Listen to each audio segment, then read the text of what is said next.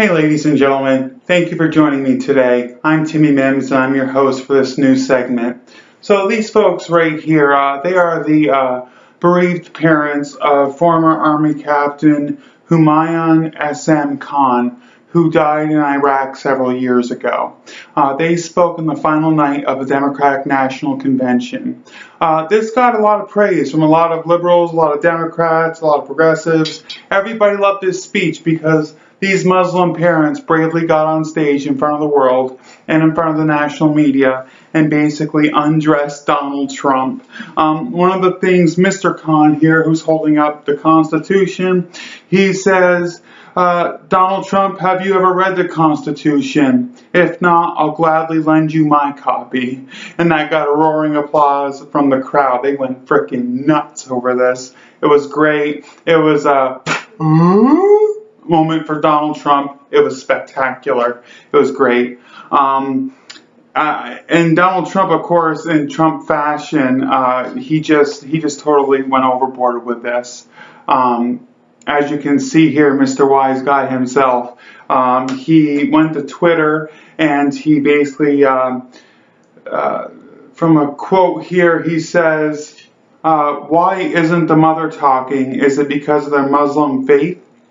That's not a direct quote. That's what his quote was suggesting on Twitter. Basically, because the mother of Captain Khan did not speak the whole time. Instead, the father, Khizr Khan, spoke instead. But she looked very sad on stage the whole time. She has given interviews in the last couple days where she has spoken. So Donald Trump looked like a fucking bigot. A bigot is what you are, Donald Trump. A fucking bigot. All right. So she has a voice, and she has definitely defended the Muslim faith, the immigrants' right to America, and of course, Mr. Khan is steadfast in his belief, and he's right about the Constitution, equal protection under the law for all citizens in the country. Their son was an American hero. He died in Iraq serving this country for a war that he did not start. For a war President Barack Obama did not start. Unfortunately, a war that the next president will inherit. It's depressing when you think about it, because when Barack Obama first got elected, he said we're going to end these wars, and unfortunately, I think the last person you want leading us in or out of war is this fucking lunatic right here on my screen. He is anything but presidential. He mocks people openly. He mocks people for their disabilities. He mocks people because of their nationalities, because of their gender identity. He mocks people because of where they come from, their religion, the color of their skin. I mean, this is a guy who allowed black people to get beat up at his protests and said, no, it's not because they were black. It was because they started a riot and they were Bernie Sanders supporters. Give me a fucking break. Alright, well, some positive news here. I hope Trump keeps getting his ass kicked by the cons and the media. Oh, and one more thing about this whole fucking mess that Donald Trump brought upon himself by insulting the Khan family.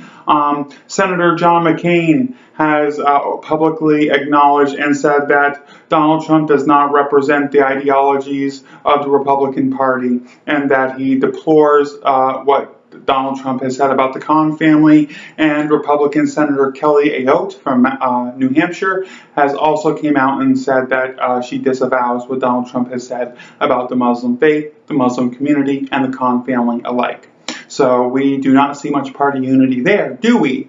But where we did see party unity was the final night of the Democratic National Convention. It was Hillary's night, and to be fair, for a lot of people who love Bernie Sanders, yours truly, right here, I love Bernie Sanders with all my heart and soul. I was rooting for him the whole time. I'm a Vermont-born guy, so of course I want my home state senator to win.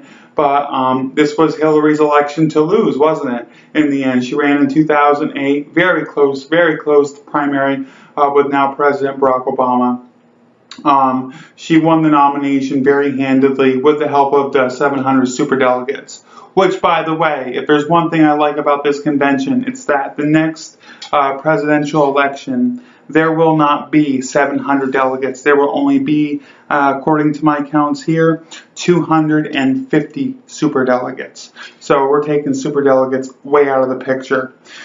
According to Nate Silver at 538.com, Hillary Clinton got quite a bounce out of her Democratic National Convention, with the CBS poll, having her at a 5-point lead. We got the Morning Consult poll having her at a 5-point lead over Donald Trump. We have the, looks like the RPRA or RARA, I have messy as shit handwriting, I'm sorry. Looks like their research poll has Donald Trump ahead, Hillary Clinton ahead by 15 points. And then the Pew Research poll, of course, has Hillary Clinton by 5 points ahead. So Nate Silver basically said, no matter which poll you look at, Hillary Clinton got a nice fat bounce out of the convention, and before the convention, Donald Trump was leading her by 3 to 4 to 5 points out of the Republican National Convention, and now Hillary Clinton is leading him by 5 points. I'm sure this family controversy and the controversy about how Donald Trump views Muslims and immigrants in the United States of America will only affect his chances of winning the presidency from here. So basically my conclusion is this. Look at this picture, ladies and gentlemen. Look at it. There's your next president of the United States. The first woman in history who will win the presidency because she ran against a billionaire, retarded fucking bigot. And by retarded, I do not mean as people with mental disabilities. No. This man, I believe Donald Trump, has average or above average intelligence, but he chooses to act like a buffoon because he thinks he's better than everybody else. That is my definition of fucking retarded. It's just absolutely outrageous. The Republican Party doomed themselves, and I am predicting right now that Hillary Clinton will win the presidency of the United States with a solid 8-point lead or more.